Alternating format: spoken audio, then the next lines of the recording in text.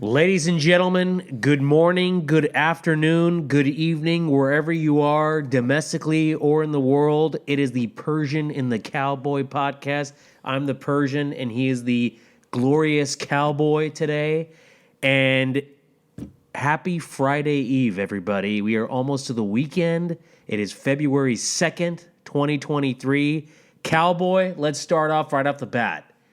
What happened with the championship weekend in the National Football League? What's your takes from the two games? I'll tell you what happened. Everything that I said was going to happen happened.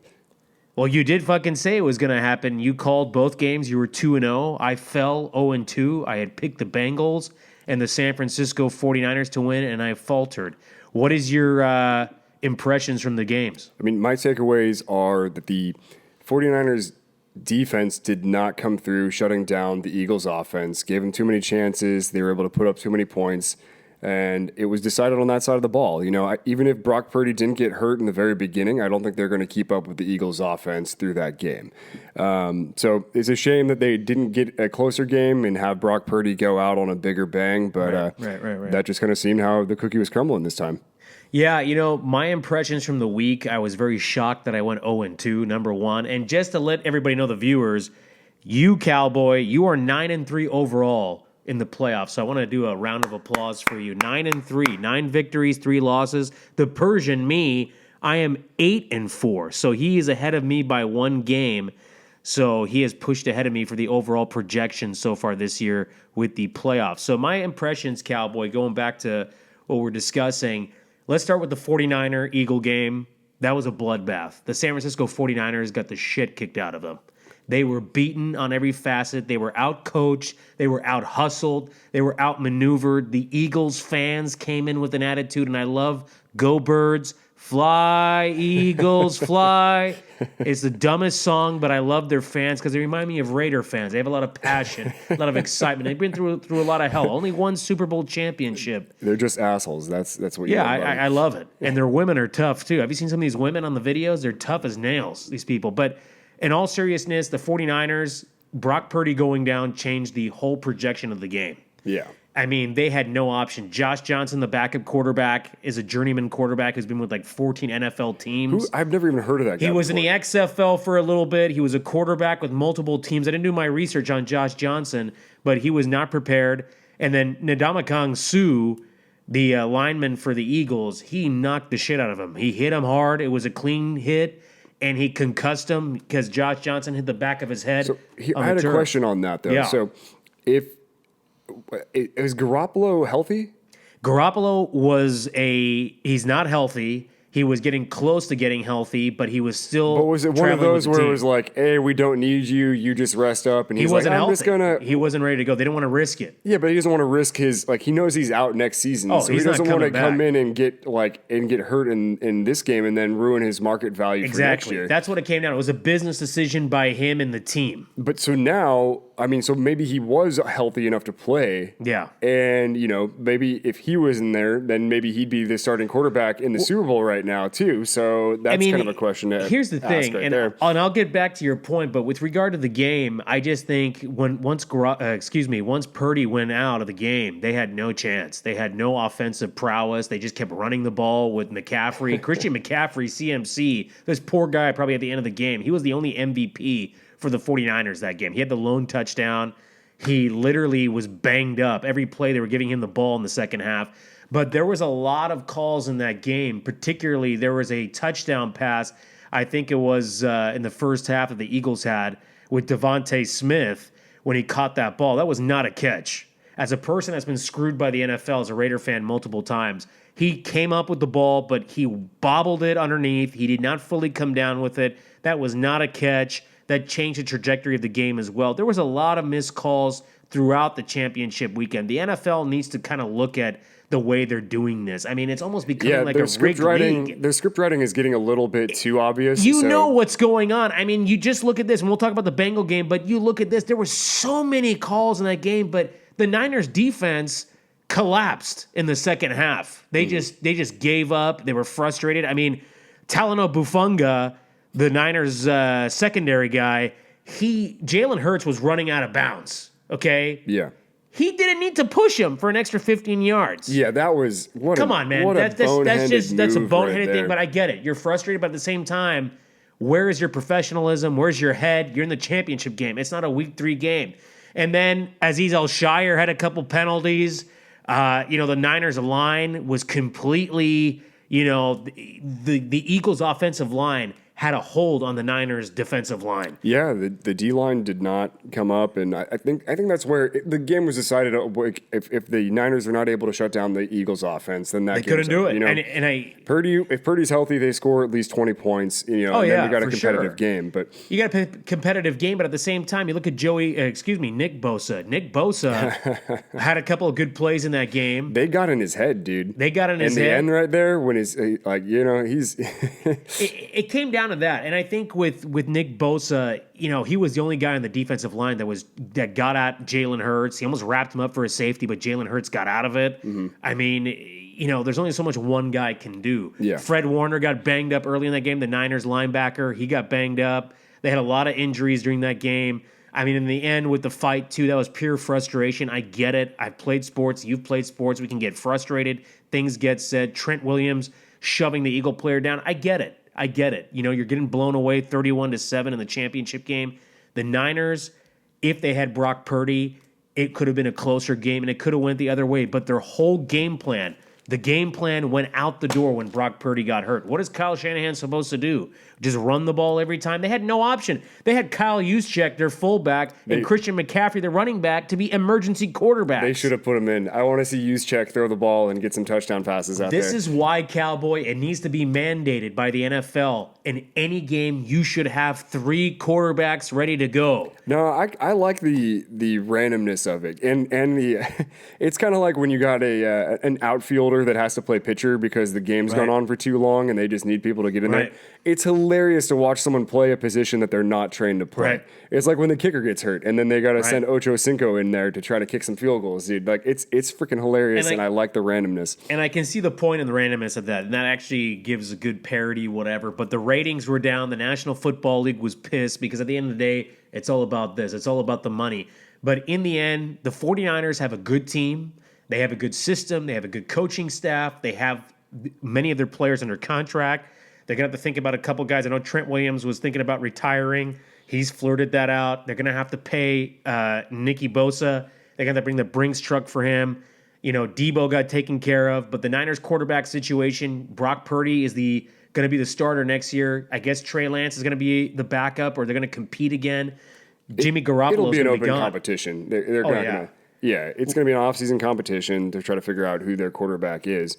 And then I think they'd be smart to trade whoever loses in that situation. Well, I think they should trade, in my opinion, they should trade Trey Lance. From what I've seen from Brock Purdy, I like his style of play, very calm and poised. Meanwhile, Trey Lance is more the athletic quarterback, very similar to Kaepernick, wants to use his legs, do the draw plays. Yeah, but what if Brock Purdy is like Davis Mills, a good solid rookie year, in a good system, looks like he's controlling things well, and then year 2 comes along and then teams figure him out. Blues. Yeah, they figure him out. Oh yeah, just he can't pick apart a zone or something like that. Yeah.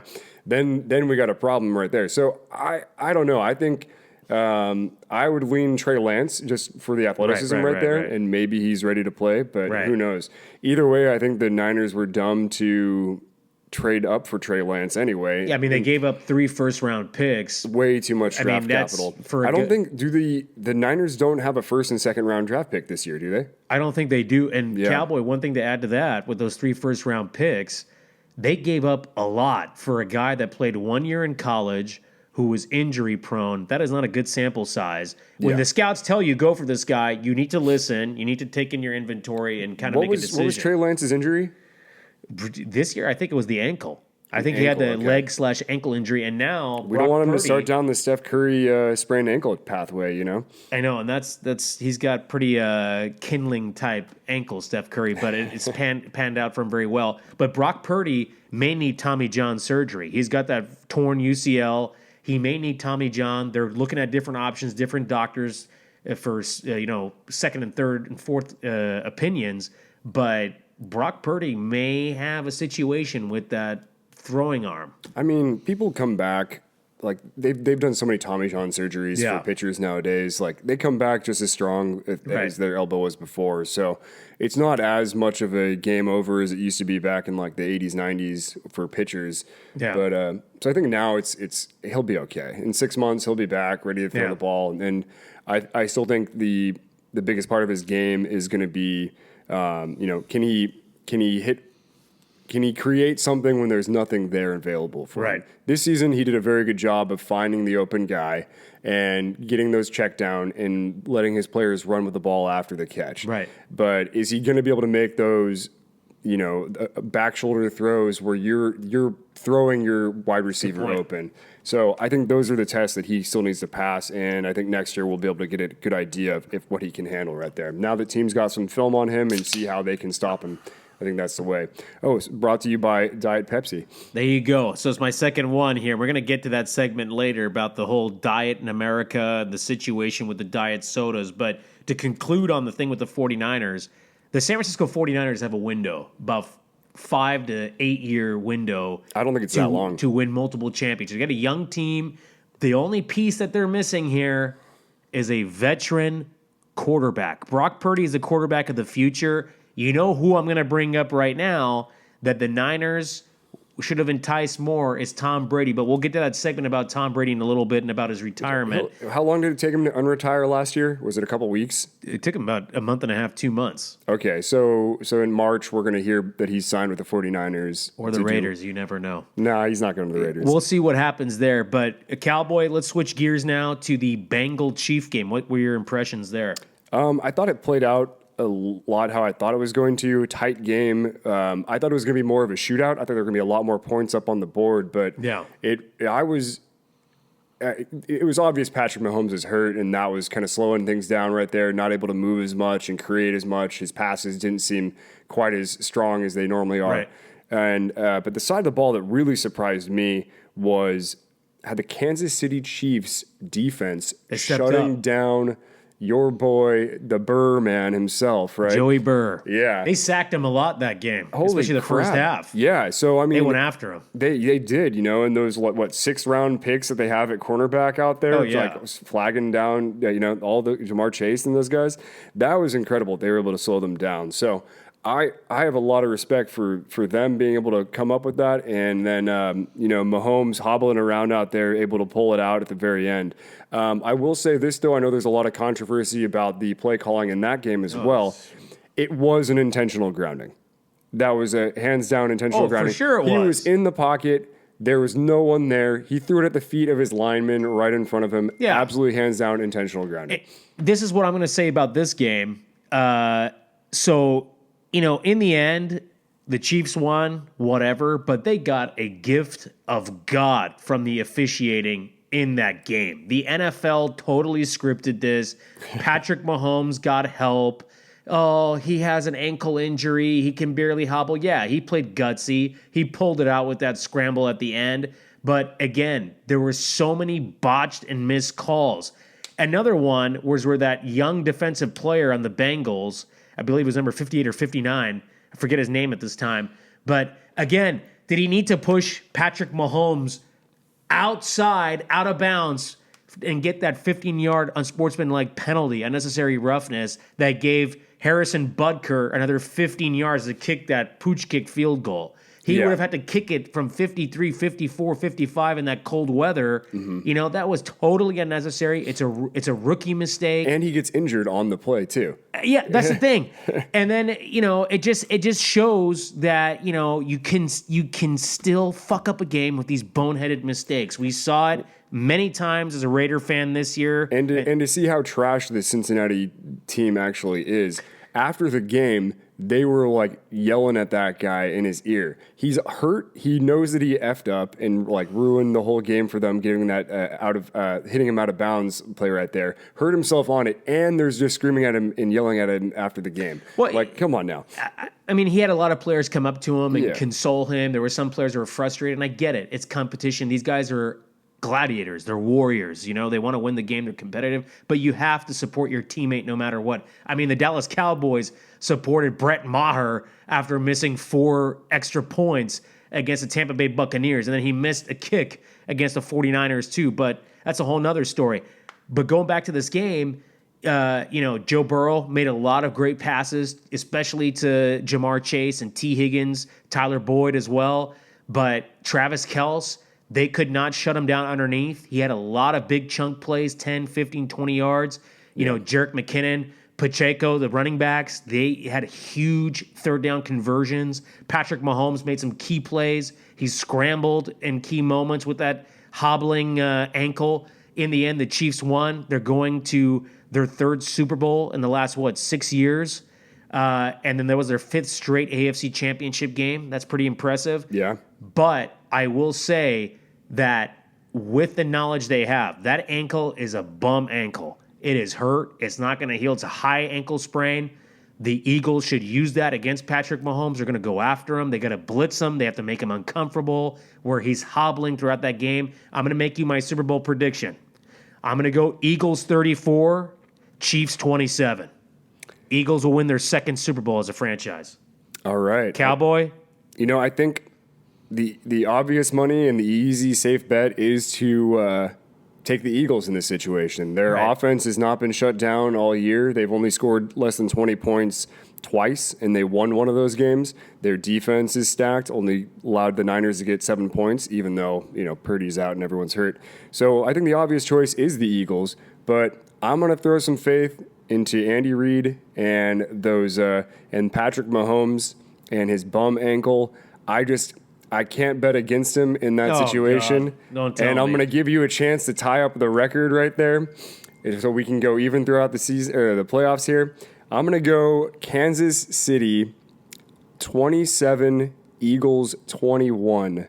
I'm putting faith in that Kansas City defense and their secondary to shut down that Jalen Hurts and go with Andy Reid. So we'll see how it goes. Well, this is going to be an interesting Super Bowl because Nick Sirianni, the head coach of the Philadelphia Eagles, was actually on Andy Reid's staff in Kansas City, and he actually fired him in Kansas City.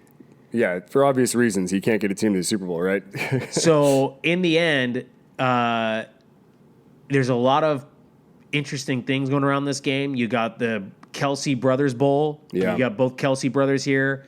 Andy Reid is going to be playing against his former team, which he had a lot of success as a Philadelphia Eagle coach back in the late 90s, early 2000s. He took the Eagles to 5 NFC championship games. They won one of those and went to the Super Bowl and lost to Tom Brady, the New England Patriots. Mm-hmm. Andy Reid's the first ballot Hall of Fame head coach. Oh, absolutely. He's had great success. He's one of the most winningest head coaches of all time. So Fat Andy is the man. Yeah, the walrus. Yeah. The walrus, the cheeseburger eating man. He's a great head coach, but they will lose. I think the Eagles will use that injury against Mahomes. They're going to go after him. They need to shut down Travis Kelce underneath because those 10-yard passes become 25-yard gains. They have to shut down Juju if he gets deep. Juju Smith-Schuster's got to be shut down. Valdez-Scantling, too, in the red zone is very dangerous.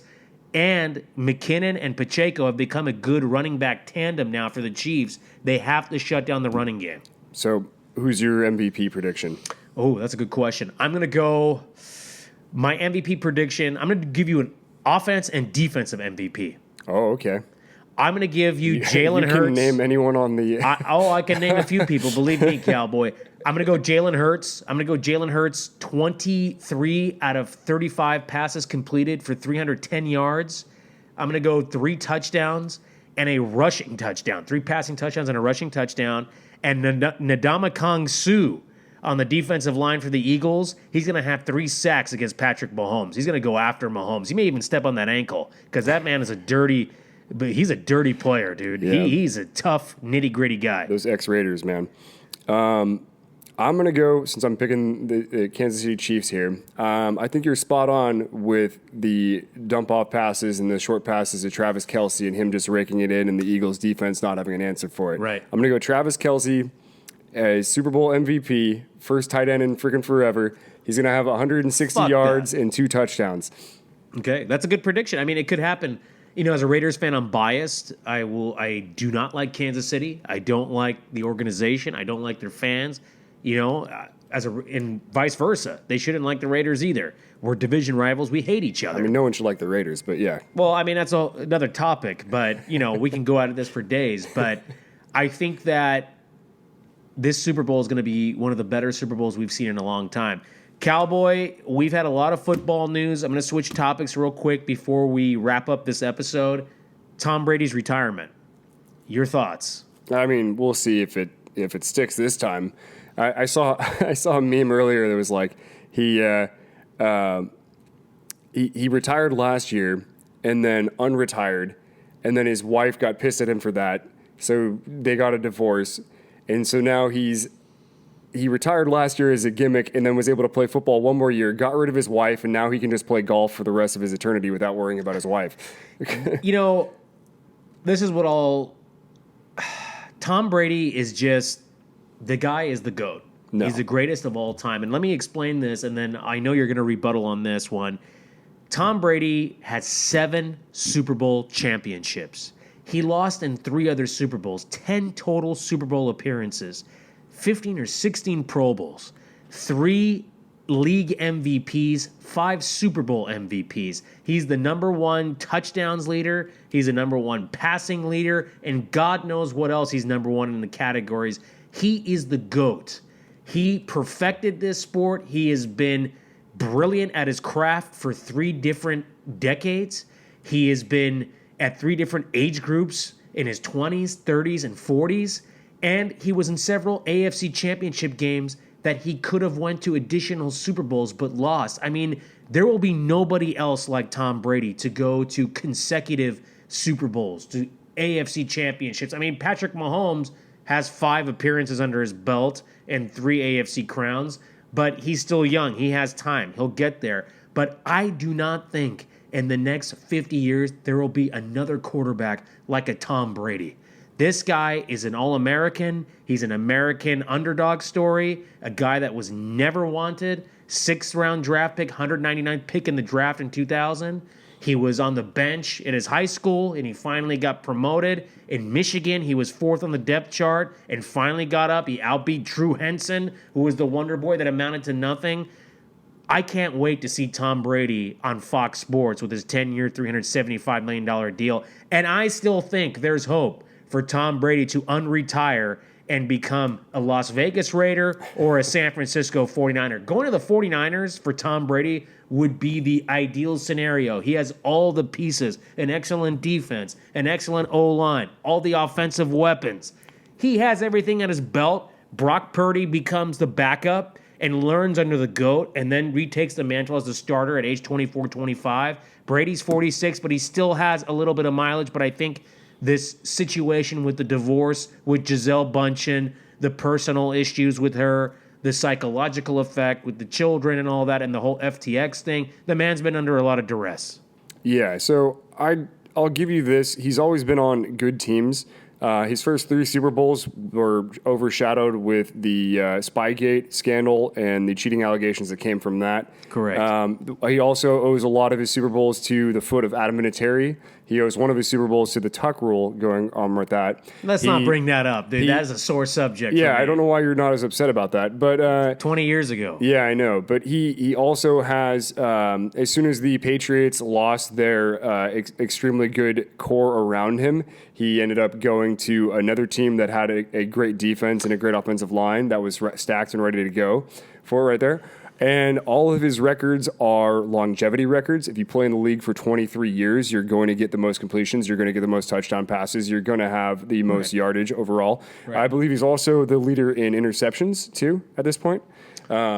I think he passed Brett Favre, right? Get the fact checkers out. We'll see if he passed Brett Favre's record for most interceptions all time. But a lot of those are longevity records. He is on. He's confirmed that he did intentionally deflate the footballs for that game too. I mean, everybody has a competitive edge. Just look at America. That's why we're number one. We're number one because we have some corruption. If you are open to going outside the rules to win, then I don't have much respect for you as a competitor. He also, his performances in the Super Bowl have never been that fantastic. He has some great ones, but he has a lot of ones that are just kind of meh, and his defense and run game got him there, and his kickers got the kicks in at the end. You know, he's also lost quite a few Super Bowls. He lost to Eli Manning twice, and what's the other guy? Nick Foles, Philadelphia yeah. Eagles. Can't even remember his name. He's that important. But he The Philly special play. he tried the Philly special himself, and he couldn't even catch the damn football. Yeah, right? he didn't. Just He couldn't outside do of his it. fingertips, right, people? It happens. It happens. So, I'm not going to say that he's not a great quarterback, and he hasn't been, but I'd say he's more of like a top 10 all time. I think if Peyton Manning was in his position and on his teams, he'd have 10 Super Bowls right now. I think there are better quarterbacks that are more skilled and have better passing ability and defense reading ability. One thing I will say is Tom Brady is extremely good at quarterback sneaks. I will give him that one. There's no one as good at that. laying down like Tom Brady right there, man. The other thing I will say, if we're talking about greatest of all time, Let's talk about the greatest of all time. I'm down with that. But I'm sticking with Tom Brady, though. Yeah.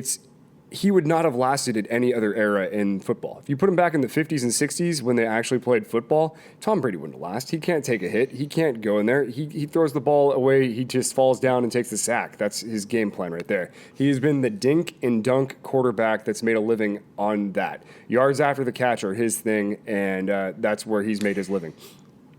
So Tom Brady, it's true, the first 3 Super Bowls, he had a fantastic Belichick defense. The first 3 Super Bowls, but he made a lot of clutch plays, a lot of key throws, and a lot of key decisions that helped the team progress. But later on in his career, in his late 20s, throughout his 30s, and into his 40s, he evolved into the quarterback that he was always supposed to be. When he had Randy Moss on his team, when the Patriots went undefeated that season, it was something that, wow. And they lost the Super Bowl to Eli Manning. They did, but...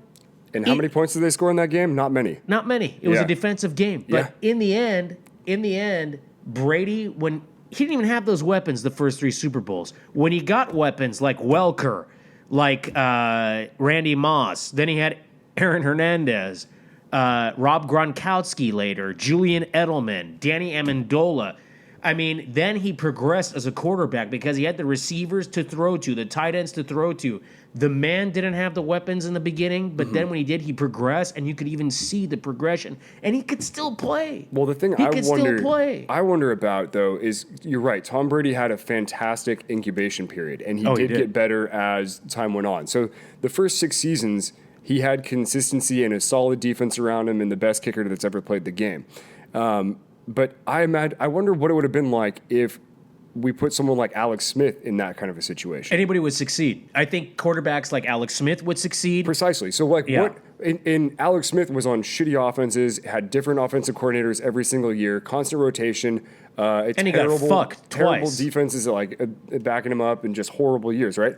And just getting injured over and over again, and people were constantly trying to just pull him and blaming him for the whole situation. Yeah, I mean, you look at they threw him under the bus with Kaepernick, which was a bust. And look at Mahomes. They fucked him, but Mahomes turned out to be good. And then you look at the 2 quarterbacks that took over for Tom Brady. When Tom Brady did get injured, Matt Castle still brought them. I think they had more 11-5. Yeah, they didn't even make the playoffs. More than 10 wins though, and they still were successful. And then Matt Castle goes to a different team, and all of a sudden he's terrible.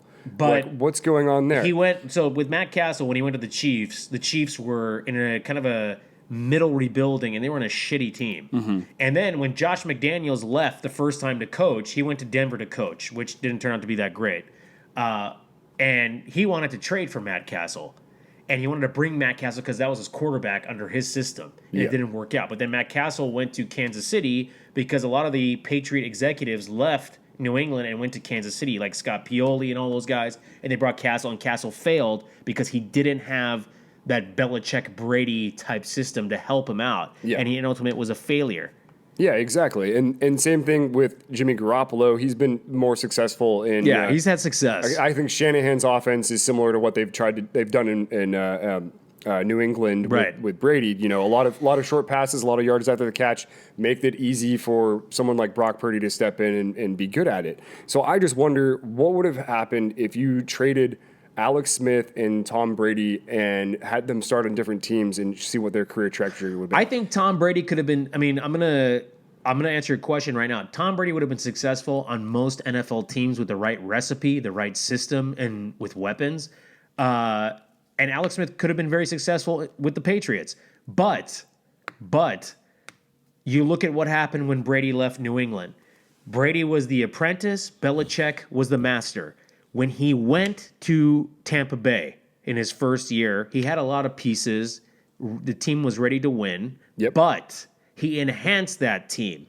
And he won the Super Bowl in his first year with Tampa Bay. And he then became the master. And Belichick became the apprentice. Because it really comes down to they both needed each other. But Tom Brady, because of his ability, his knowledge, his quarterbacking, and his prowess on the football field as a general, he was able to take that Tampa Bay Buccaneer team and win the Super Bowl. Yes, they had other pieces. They had the defense. They had great receivers. They had Gronk at tight end.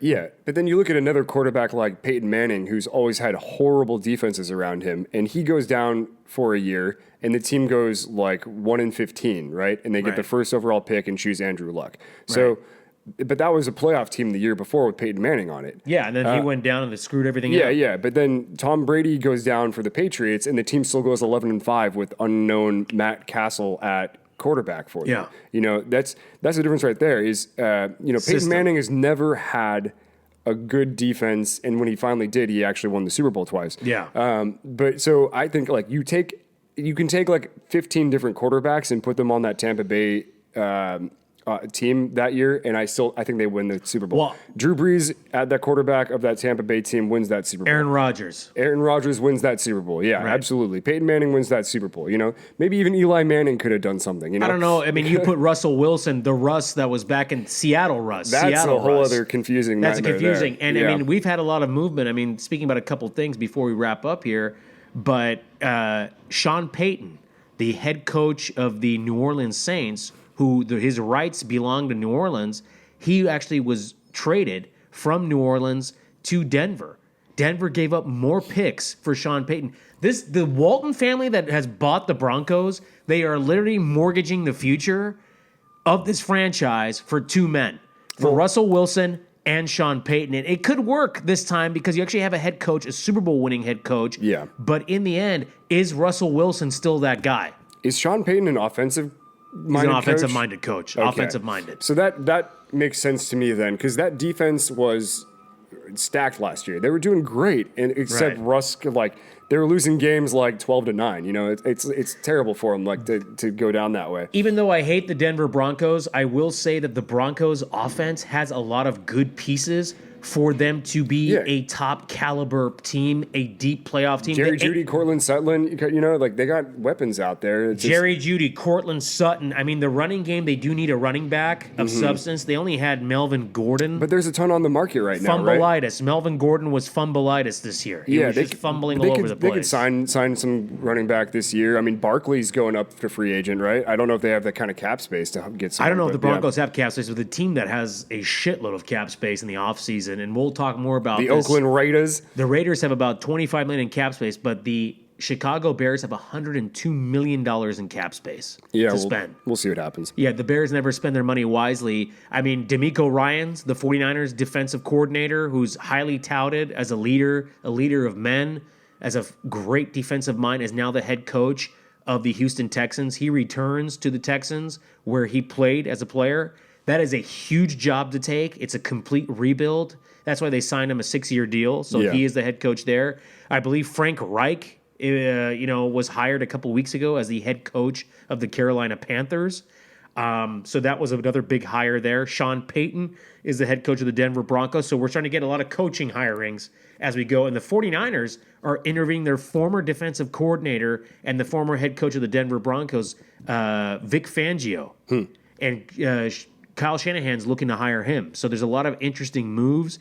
John Lynch, the Niners general manager, said he's committed to the franchise. A lot of rumors of him going to Amazon or Fox Sports to become an announcer, but he is staying as the GM, so that's going to be good for the Niners. So a lot more to come, but on this episode, we're going to wrap up here. He's the Cowboy. I'm the Persian. So long, folks. There you go. Great episode. That was a good one, yeah.